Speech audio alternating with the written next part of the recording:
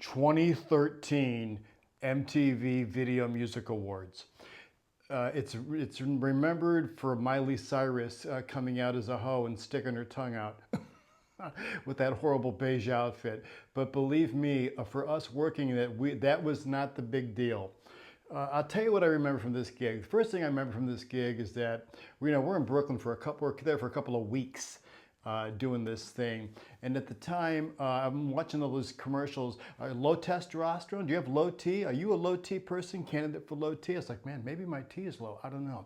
So I got some testosterone, ate a tablet, man, and then I thought my heart was going to burst out of my chest. I was stacking cases 3 high by myself. It's like, okay, looks like my T is all right.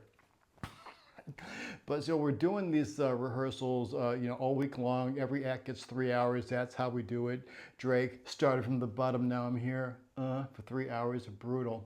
And Lady Gaga was the big set because it was all white and it was complicated and it was tough to get thing. And we do this on a revolving stage. Well, one of the problems, the set piece, the dead mouse head set piece, weighed 65,000 pounds.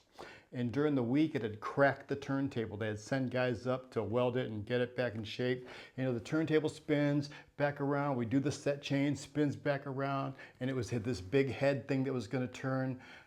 With the mouse ears on the side were inflatable, so that was all about. So we're at dinner, and it's literally 30 minutes before doors, and I get a call on the radio, Pete, we need you right away.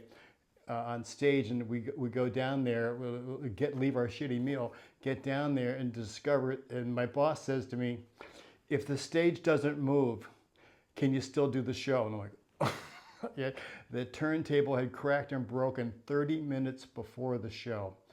And and I'm sitting there with my audio supervisor, with the producer of the show, stage manager's like looking through my book. Okay, all right, I can figure it out. I can make that happen.